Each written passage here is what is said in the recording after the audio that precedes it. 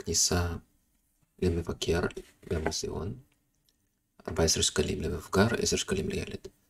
למוזיאון הגיעה קבוצה של 20 מבקרים, שכללה מבוגרים וילדים. ידוע כי קבוצת המבקרים שילמה בסך הכל 260 שקלים מכניסה. אז יש לנו פה בעיה מילולית עם שתי נעלמים. יש לנו שתי סוגי מבקרים במוזיאון. אז אני עושה טבלה.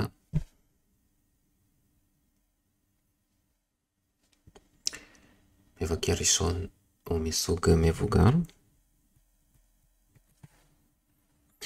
ומבקר שני מסוג ילד. אז יש לנו כמות, זאת אומרת כמה הגיעו, ויש לנו מחיר ליחידה. ואם נכפיל את הכמות במחיר ליחידה, נקבל את הסך הכל.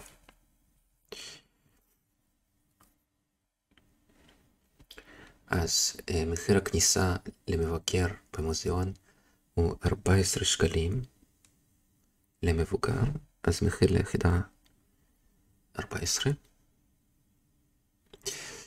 ו10 שקלים לילד, אז ליחידה זה 10. סך הכל למוזיאון הגיעה קבוצה של 20 מבקרים. אז הסכום, סך הכל אני רושם כאן, זה 20. זה סכום של מבוגרים וילדים. אז נסמן את כמות המבוגרים ב-X. ואז כמות הילדים תהיה 20 פחות X.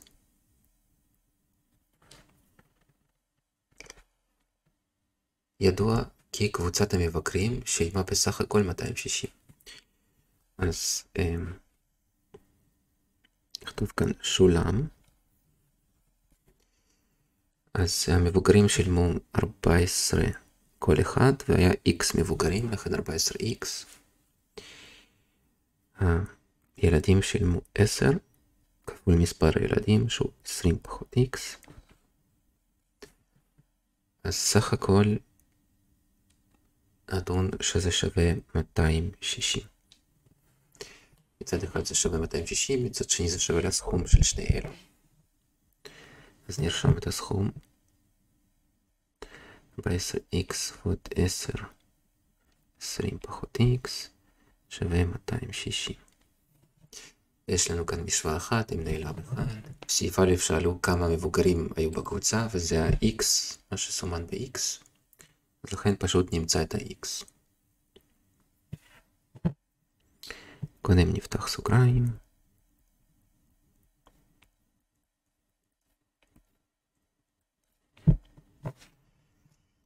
עם מכנה משותף 14x מינוס 10x. איברים דומים. אז 14 פחות 10 זה 4. ו-200, אנחנו מעבירים אגב, 260 פחות 200 זה 60. נחלק ב-4. x שווה 15. זה אומר שהגיעו למוזיאון 15 מבוגרים. כמה ילדים הגיעו? זה סעיף ב'. אז כמות הילדים זה 20 פחות x, וזה 20 פחות 15.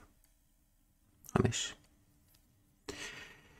אז התשובה היא 15 מבוגרים ו5 ילדים. זה התשובה לסעיף ב'.